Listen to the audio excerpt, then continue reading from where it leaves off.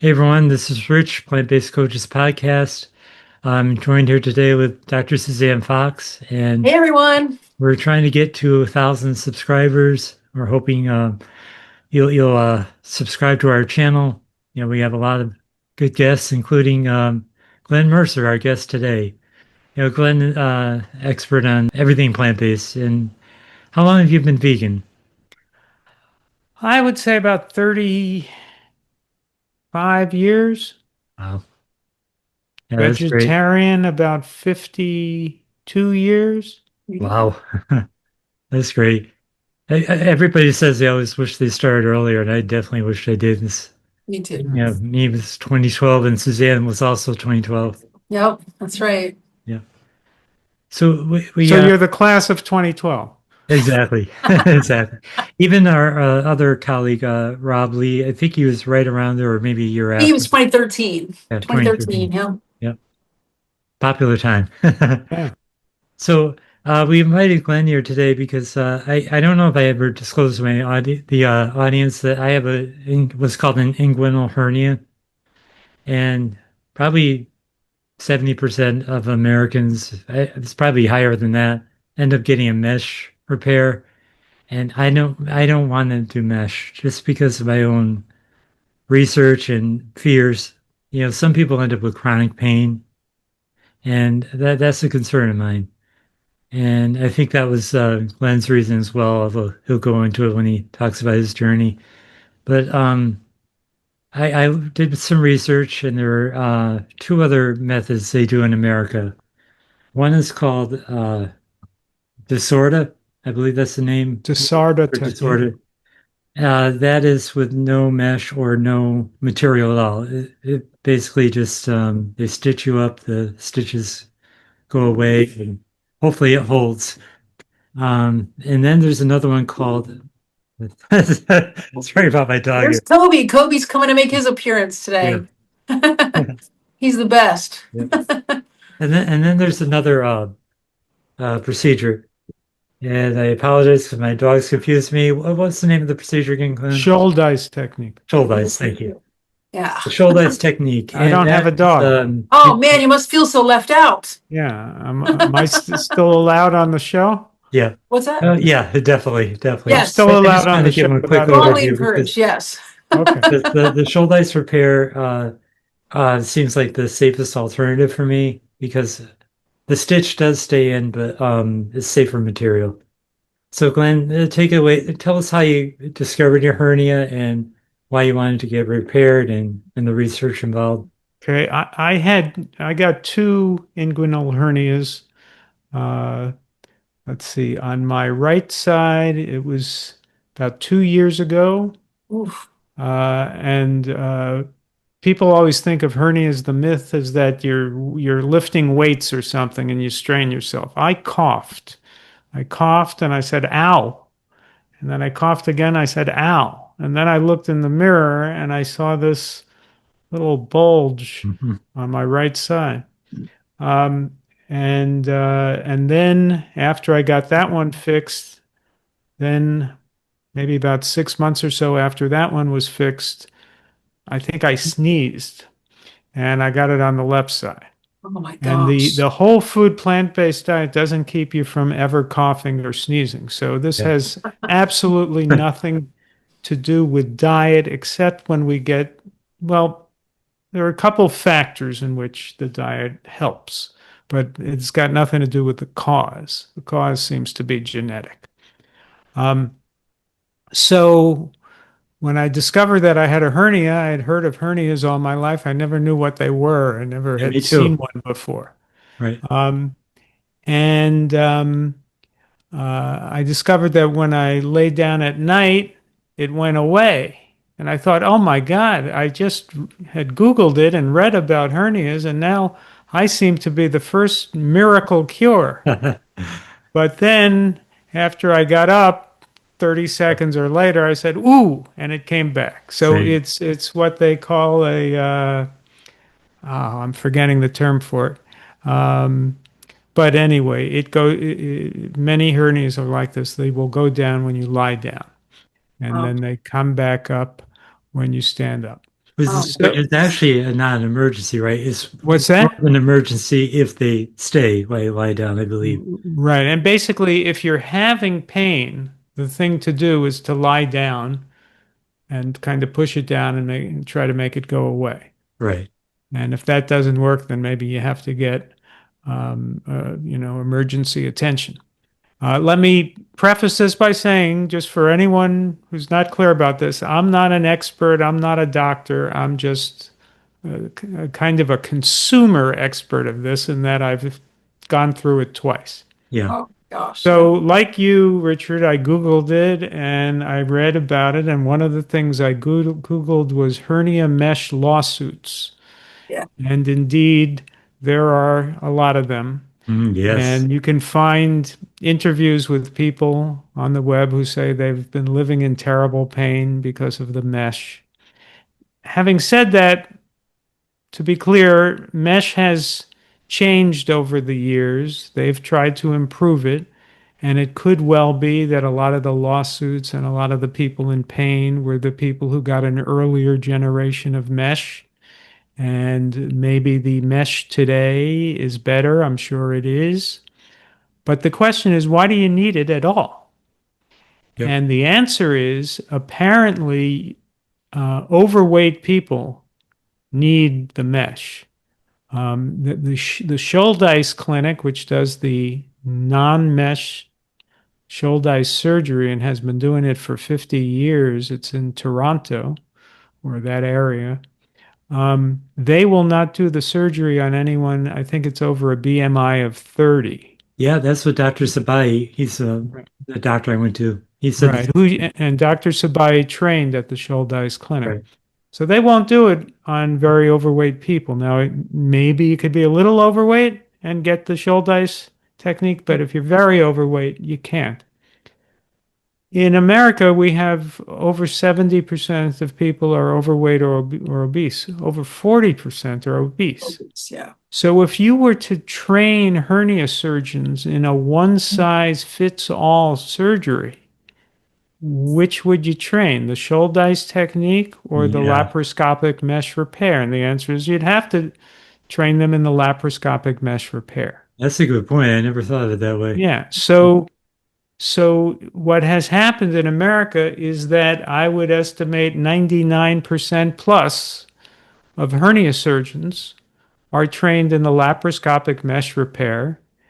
And there are something like 4 or 5 who can do the Shouldice technique in the United States of America, Yeah. where there are a million hernia surgeries a year. There are 4 or 5 surgeons who know Wow. how to do it properly. That's Yep. incredible. Yeah. And there's, I think, maybe 1 or 2 who know the Desarda technique. Now, I wouldn't know the difference between the Desarda technique and the Shouldice technique if they hit me over the head. I don't know the technical aspects of the surgery.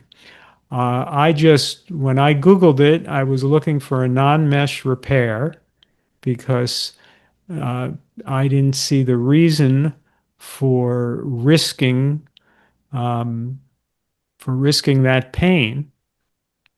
And but the first thing I did was I went to a local surgeon, who, of course, like all hernia surgeons virtually, only did the laparoscopic mesh repair. Yep.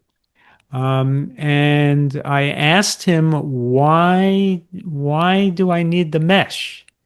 And he said, with the mesh, there's a lower chance of recurrence. And I said, how much lower? And he said 50%. Now that is significant. It's a big deal. 50% lower chance of recurrence. Wouldn't you want the operation with a 50% lower chance of recurrence? So I said to him, 50%, is that in relative terms or absolute terms? He said, well, I guess relative. I said, well, give it to me in absolute terms, please. He said, 1% chance of recurrence with the mesh, 1.5% chance without the mesh. You see how that's 50%? That's ridiculous. Yeah. Yeah. That's, whether you want to call that a con job or you want to call that just a misleading way of presenting the evidence, you're talking about a 1 in 200 difference. Even if his numbers are accurate, and I doubt they are, but even if his numbers are accurate, that's a difference of 1 in 200. Mm-hmm. Yep. Okay? And for that, I'm going to get the mesh, but that's not the whole story. Either way, by his own admission, either way, there is a chance of recurrence. It's either 3 out of 200 or 2 out of 200. Right. Either way, there's a chance of recurrence. Well, if there's either way a chance of recurrence, which kind of recurrence would you rather have? One where you have a non-mesh repair and whoops, Yeah, it has to be repaired again and that's no problem. Or you have a mesh repair and there is tissue growing around this piece of synthetic plastic inside you. That is a complicated, painful, difficult repair. I've read a lot of horror stories about it too. Yeah, my you don't mom, want well, my mom you- actually had to have an aneurysm, like an aortic aneurysm repair with that mesh in place, and it was a nightmare for the surgeons to deal Right. with. Yeah. Right. You don't want to go through a repair with mesh. No. So if either way, I would much rather have a 3 out of 200 chance of a repair that will be pretty easy than a 2 out of 200 chance of a repair that will be horrible. It will be Exactly. terribly difficult and painful. So why doesn't he say that? You know? Now let's get to the numbers of 3 out of 200 versus 2 out of 200, the 1 versus 1.5%. Well, the Shouldice Clinic in Toronto, they've been doing it for 50 years, and they say that their rate of recurrence is 0.9%. Now, are they right? Is it hype? Are they underestimating it? Is it really 1.3% or 1.7%? You know, not everyone who gets a hernia recurrence is going to call back the original doctor or clinic and say, whoops, I had a recurrence. So I don't think any of these figures are that accurate. Yeah, you're right. But it's all in the same ballpark. It's around 1%. In other words, I don't lose any sleep that it's going to fail. It's very unlikely to fail. All these repairs are very unlikely to fail. So whether it's 0.9 or 1.2 or 1.5 or 1.7, I really say who cares? You know, you want to get it done in a way where it's done well. You're not going to have any pain. You don't have to live with the thought, oh, I hope that piece of plastic in me doesn't start migrating and causing me pain. And then if you get bad luck and it recurs, then you still have an easy operation if you don't have that piece of mesh with tissue growing around it inside you. So it's a no-brainer. Right. And then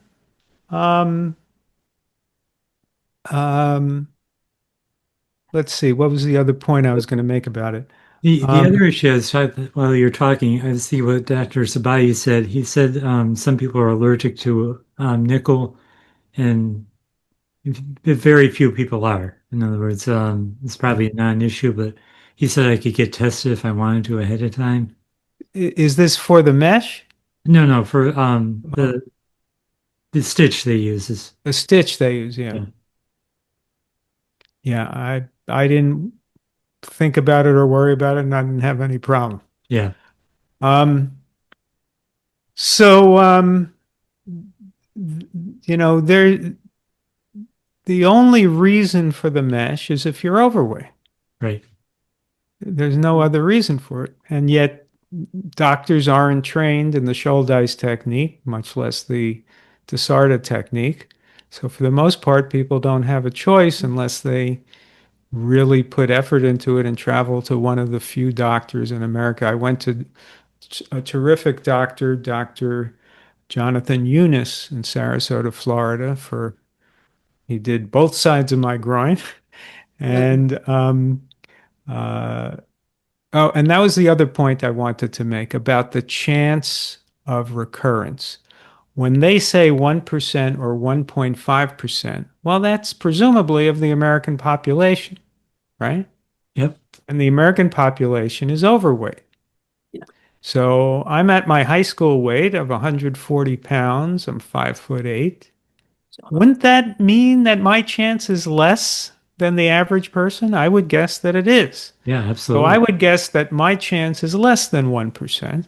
And then on top of that, the other thing that affects your chance of recurrence is the skill of the surgeon. Well, I went to Jonathan Eunice.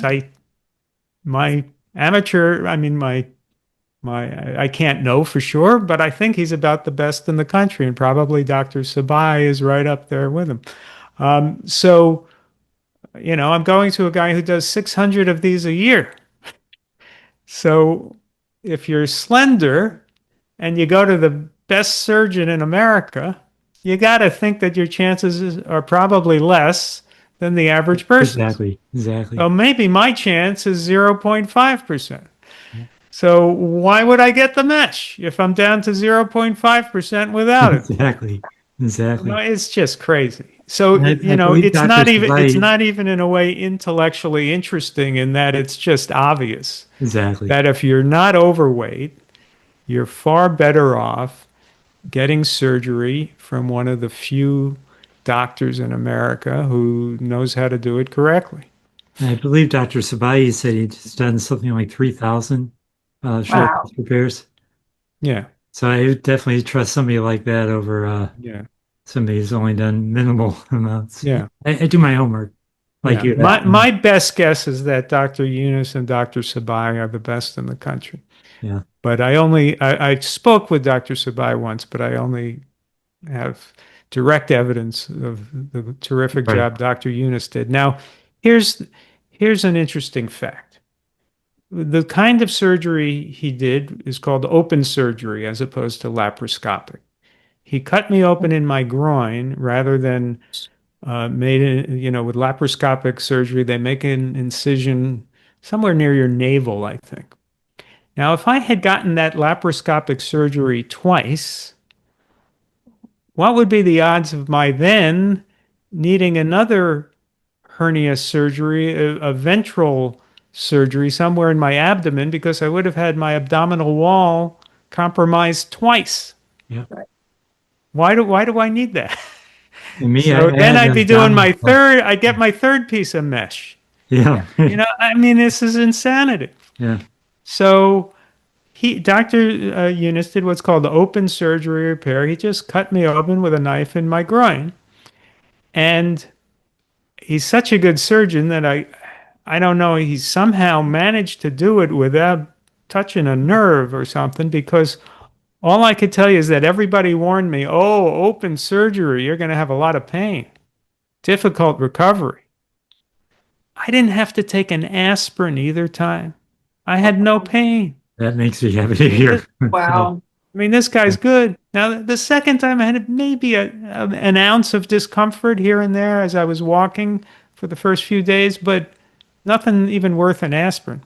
Wow. So, if you could, it's just remarkable that you could get surgery done, get cut open, repaired, and sewed shut, and have no pain. But that's That's what really happened. amazing. Yeah, that's really you amazing. were back to doing your usual routine. I don't mean working out, but Yeah. any kind of daily activities. Yeah, I was walking, and I was in Sarasota, which is a beautiful town. And so I each time I called it a herniacation, because we were kind of on vacation in Sarasota, my wife and I. So, the day after the surgery and walking around town, going to art galleries or whatever, and really just I felt fine. I waited a few days to drive. I figured Dr. Eunice had some reason why it might be best for me to wait a few days before driving, but I probably could have driven the next day.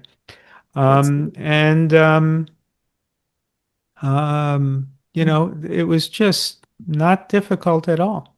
The thing I worry about is anesthesia. Like Right. I know Chef AJ talks about that in her show. Right. And Well, you may a have little your- insight onto that I have.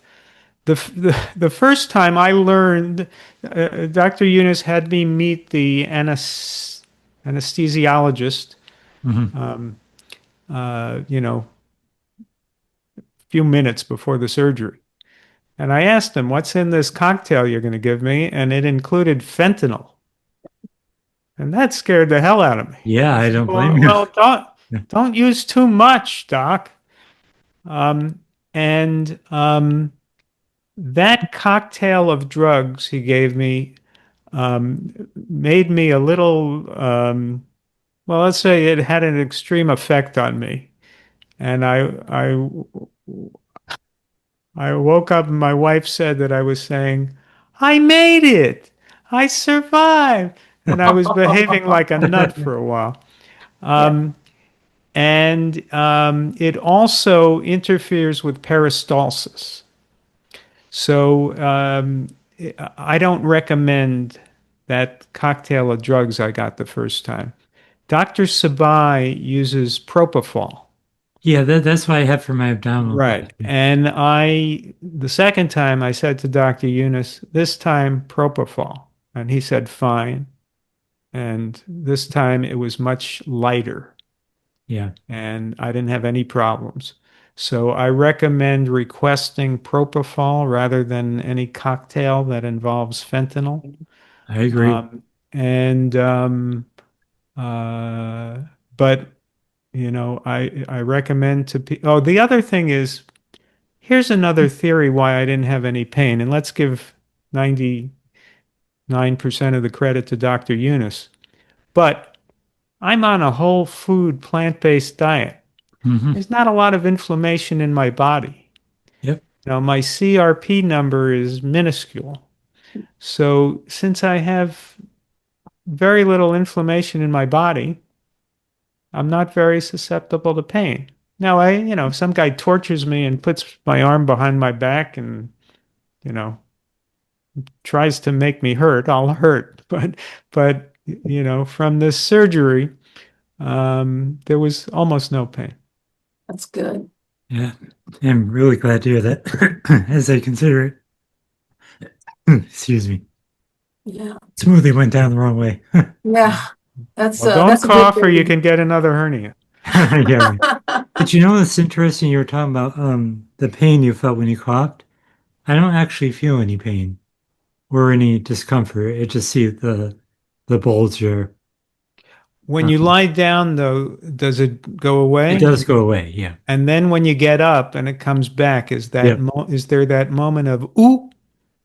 Yeah, sometimes I'll feel it, but I mean, it's not Yeah. really Well, painful. It's yeah. I just, didn't like see that was one reason why I didn't like living with that. it actually, I mean, this is kind of embarrassing, but it kind of makes noises sometimes too. You can Huh? hear Yeah. noises And in and there. you can't I couldn't get work anymore as an underwear model. So that was the other thing. Oh, geez. So Now that could really bother you. yeah, well that hurt my income. So That's So, a really good point. you have no regrets, I'm sure, doing it. The no, reason, the odd thing is I feel a kind of pride. yeah, I take a shower and I say, "Oh, I got those two scars. I took care of it. I yeah, had this problem." I'm someone who is highly skeptical of doctors, highly skeptical of Western medicine. yep, I believe in the plant. I never take any pharmaceutical drugs. I don't believe in taking these pills if you could avoid it. Obviously, I believe in the whole plant food diet rather than trying to manage sickness caused by diet with pills. But when I got a hernia, I said, I need surgery. I need a Western doctor Yep, with a knife, yep. a scalpel, knowing what to do here. There's And I'm definitely not a time and place. Definitely a yeah, time and place. Yeah. yeah. And I'm just not afraid of using, surgeons are a lot of great surgeons in this country. They're highly skilled. They know what they're doing. just do your It, homework. but it was just kind of outrageous to me when I discovered that for this relatively simple, minor, common surgery, 99% of surgeons don't know how to do it in the optimal way for slender people. Yeah. Now, maybe they're doing it in the Crazy. optimal way for overweight people. I think it's the only way they can do it. Yeah. Yeah. But That's they're the only way not they doing can it do in that. the optimal way for slender people. And I Well, it's resent the 99% of idea the that I should have to have this piece of mesh in me because it's best for the obese. right. And if Yeah. 99% of the surgeries they're doing are in obese people, then I can almost understand why they don't teach it because they're hardly Well, getting. they're Well, assuming also that you're going to become obese because you live in the United States and it's statistically That's true highly too. That's likely. another yeah, good way of whatever it looking at it. is, Yeah. but it's just clearly unnecessary to have the mesh Yeah. if you're slender. Yeah. The reason I hesitated about the surgery for so long is because I'm not in any discomfort, like I said. And Right. I was doing a consultation with another doctor in New York, and he said I had probably about 1 in 30,000 chance that it would ever strangulate. Right. And that's the other issue is it could strangulate. Right. And that could be fatal in the rare Yeah. chance that that happens. Yeah. Here's why I would recommend that you do it, though. Yeah. Because if it gets, I mean, I had a well-known plant-based doctor counsel me to just do watching and waiting. Hmm. So I decided, well, I'll start with that. And I found myself waiting and watching my hernia get bigger. That's not good. And I thought, why do I want to wait until I'm 80 when the surgery will be more dangerous and difficult? I'm healthy now. I'm a young man in my 60s. Why not why not do it now when I'm healthy? Get it over with. I don't have to look at it anymore. I don't have to think about it anymore. Right. Right. And I feel great that I got it over with Right. both times. Had two herniations in Sarasota, and there was no problem. But I think I remember you saying about the second hernia, you weren't sure if it was a hernia because it was so much smaller, I believe. Or, At first, it was smaller, but then, yeah, it started getting bigger. yeah. And it started giving me some discomfort, maybe one day a week. I would Mhm. have for a half hour some discomfort. Yeah. But, why live with it if you can get it taken care of? So, I generally avoid doctors, but I felt here's a good case where you go to a good doctor and you get it taken care of, and then it's done. Yeah.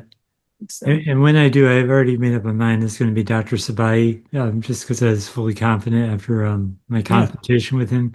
he seems to be terrific. Yeah, yeah. I had another question for you too. I mean, this isn't just related to hernias. This is about your health in general. And I believe you said that you don't believe in getting a lot of tests, and I feel the same way. I know that we just had Dr. Khan on, and he was talking about the CT scan for the heart. mhm. And I wonder if you could tell our audience about how you feel about tests, because I believe we have the same kind of mindset about it. Right. I try to avoid tests almost completely. I do go for my annual blood work. Mhm. It's good. I became a vegetarian at 17 because there was so much heart disease in my family. We have the genes for high cholesterol. Me too. Yeah. So I watch my cholesterol and I figure why not get the annual blood and urine test and so that much I do. But I'll give you a couple of stories about how I try to avoid excess testing. I once got, I don't know how, like 104 fever when I was living in Los Angeles. And when it got to 104, I thought, this is getting serious. I'm going to the doctor. Yeah. Went to the doctor. I said, give me an antibiotic. Let me see if we could get rid of this. And he said, okay, first I want you to have a chest x-ray Mhm. to rule out pneumonia. Yeah. Yeah. Now, that was the standard of care, and it was an absolutely rational thing for him to say. I'm not blaming him for saying it, but I said, no, I don't want the chest x-ray. Just give me the antibiotic. And he started to fight me on that. And he said, I have to rule out pneumonia. Why don't you want the chest x-ray? I said, well, I don't think I got pneumonia. I don't know how I would have gotten pneumonia. I was just at home. And I don't want to I don't want to be told if you take a chest x-ray that you found a little dark spot somewhere in my lung. And he said, if you had a dark spot in your lung, wouldn't you want to know about it? And I said, of course not. Now give me the antibiotic. Yeah. And we fought a little back and forth. He gave me the antibiotic. My fever went down. If there's a spot in my lung, I still don't know about it. Now, similarly, when I went for before I could go for my first hernia, I had to be approved for the anesthesia. And so they had to do an EKG. They did an EKG, and I'm a little suspicious by now of EKGs, but something like 1/3 of EKGs will read abnormal. It is pretty normal to have an abnormal EKG. Hmm. So I had I had always to have had one too, by normal the way, E. for my What's that? I said I had to have one too for my abdominoplasty. Right. Yeah. I had always had normal EKGs in the past, but this time they found a bundle branch block and a little change in the electrical system of my heart. So they said it's probably nothing, but now you didn't pass the test. So now you have to have I think it was an ultrasound scan of the heart. So I really didn't want to do that. So I called up a local doctor. I knew a cardiologist in town who I thought might be able to help me get around this. And I said, is there any way you can just sign a document or something that my heart's in good shape? Or is there any way I could get around this requirement? Can I sign something that says, I realize that I'm supposed to have this test, but I'm signing a waiver that I don't want it. And he said, no, Glenn, you can't get around it. You absolutely have to have this test or they won't give you the anesthesia. So I said, man, I'm scared of this test. He said, why are you scared of the test? I said, well, I'm scared they're going to do this ultrasound in my heart and they're going to say, oh, we found a valve that's a little bit leaky. Don't worry about it. But, we just have to keep watching it and keep testing you. And if it causes any problems, you're going to need immediate open heart surgery. I have a friend who lives under that stress all the time because they Mhm. found that. And I said, so the doctor said that's why they're going to need this. They're going to need to do this for you to have the heart surgery. And I said, I'm scared they're going to find something like that. And the doctor said, Glenn, if you have some kind of heart condition, don't you want to know about it? And I said, of course not. And I thought I killed him because I heard him on the other end of the phone go, but why do I want to know about these things? I don't want to know about it. You could test yourself to death. Why don't I just have a full body scan tomorrow and see if I have an aneurysm in my Right. brain? I don't want to know. I'm enjoying my life. Why do I, if you're healthy, why get yourself tested? So, like I say, I do what I think is a moderate, reasonable amount of testing. I do the annual blood work and urine test, and then I'm good. Yeah. The reason I asked about it is I had a CT scan and I didn't want it. I went to a consult with another hernia doctor, this is somebody else.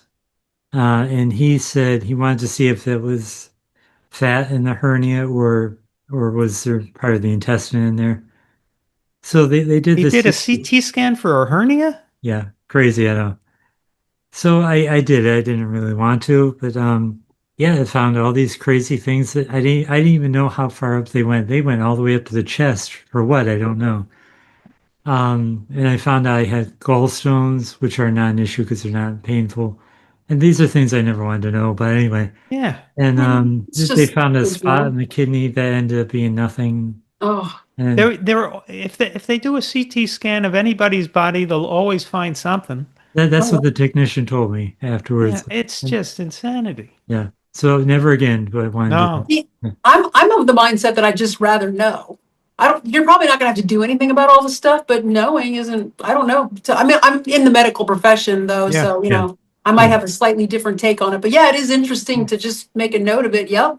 So if I ever have like a problem, like say your abdomen started hurting there, you'd be like, well, that's probably those gallstones. And if I don't eat any more fatty food, it shouldn't bother me. So, Yeah. that Yeah. kind of thing. It's just knowledge to me, you Yeah. know?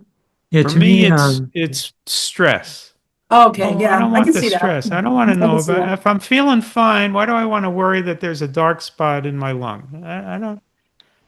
Well, I mean, if there is a dark spot, then that would warrant further testing of some kind. So yeah, you do put yourself in It'll that start slippery ruining slope. my life. Yeah, I'll because start my husband becoming a had this happen to patient. him. Yeah, he ended up going for he wanted some, like you, he wanted some antibiotics. So he got the chest X-ray. When they got the chest X-ray, he had the little dark spot, and then they had to do a yeah. CT scan. Then he had to go to cardiology, and they had Yeah. to You do an see, you have to ultrasound of keep his doing heart. They tests. had to do a Yeah. stress test, and they finally said, you know what, nothing's wrong with you. Go home, you're fine. Yeah. But it was annoying to go through the 6 week process of ruling out all of the drama, you And know? the number of CT stories scans like are, that, almost everybody has a story like that. You're right. And you just So avoid. many Did people. you end up getting the ultrasound of your heart though? So yes, so I had to Okay. get it, Okay. and I got the ultrasound of my heart, and the guy said your heart's fantastic. There you So go. that, So there you go. Now it's fine. but Yep. but then when I went for my second hernia surgery with Dr. Eunice, I said, Hmm. "Oh, am I going to have to get approved for my heart again?" And he said, "You know what? This time, instead of doing it in the hospital, let's do it in the outpatient center. You don't have to get approved in the outpatient center." Okay, oh, good. nice. So he He said, just "You're seen now in his defense, it had only been 6 months or so since your last yeah, surgery. So he's pretty yeah, sure nothing would really have changed if nothing right, else in your history had yeah, changed. So that was a safe decision on his yeah." And behalf. he Yeah, knows I'm on a plant-based diet and I'm healthy. exactly. No Exactly. reason to believe I have heart disease. Yep. And I just had, like you said, I just had that test six And you're months ago. relatively young and healthy. I mean, Yeah. yeah, there'd be no, I know if you were like, 88 years old and, it gets to be a slippery slope. If That's what I was happened with 88, I Joan. think he'd have done Yeah, it in the hospital. But absolutely. As he should have. Yeah. That's what happened to Joan Rivers. She had an outpatient Oh, procedure that's without right. all of the testing, and that's how she ended up passing away. So, right. Right. Right. yeah. And I know Chef AJ, I've heard her say she wished she wasn't even diagnosed with her cancer. Right. I don't think she ever wanted the test in the first place. That's correct. She had a different problem, and they did imaging and they found the spot in her lung. Yeah. And then she knew about it. Yeah, And that's then that's it's the one trouble thing once you know after about it. another. Yeah. And the latest thing is she started taking this drug Keytruda, and it caused her all kinds of side effects. And now She's she's having a really thinking, hard time with it. For right now, she is. Yeah. Yeah. yeah. So now she's, I think, considering stopping that treatment. Mhm. And I wouldn't blame her. I mean, I wouldn't want to go through those side effects either. Mm-mm. No, definitely not. Yeah. All our best to Chef AJ. If Yes, you're absolutely. watching. She's an Yeah. amazing woman. Yeah. she's really been very brave in the way she has, talked about it and gone public with it. Shared her Definitely. story. Yeah. Definitely. I know this is really risky and to open up about it because so many people say, well, you're plant-based, it proves it doesn't work. But I mean, it kind cancer of proves takes it 20 does work years. because, Exactly. And she's cancer takes 20 years to grow, it's not exactly, like it's yeah. overnight. So And she She hasn't grew up in always a been, family of smokers. Maybe she got this thing when she was a child and it took all this time. Who knows? yep, I right, would think so. right. The Well, same thing as Glenn, Steve Jobs. I mean, I love that story that Dr. John McDougall made a video about Steve Jobs and, how did Steve Jobs die of pancreatic cancer since he was a vegan?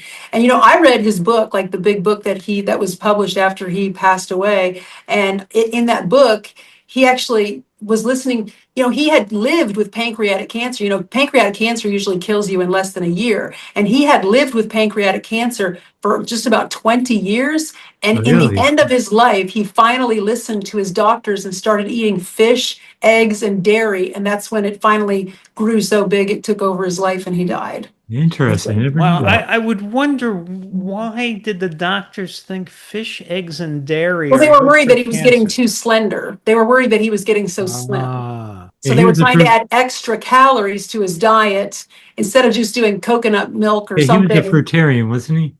No, he was a regular vegan. He ate at Was vegan it? restaurants all the time. There was a lot of animal, not animal products, but a lot of oil in those places. But I'm just saying, even so, he lived with a disease that kills most people in one Yeah, year I for know. 20 years. And in the end, in that last year, when everybody was begging him to please add milkshakes and eggs and fish to his diet so he could put hmm on a little bit of weight, then hmm he quickly went downhill after that and passed away. uh-huh. So I think that that's what he was killed by his doctor's advice to add eggs, dairy, and fish to his diet. Honestly, I he would Yeah, might. not be Who knows? Who surprised. knows how much longer he would have been able to do what he does? He may have even fixed the television and really contributed even more. I mean, he already contributed a great deal, but he may have been able to contribute even more oh, I had he know. not listened to those doctors. You're right. Yeah.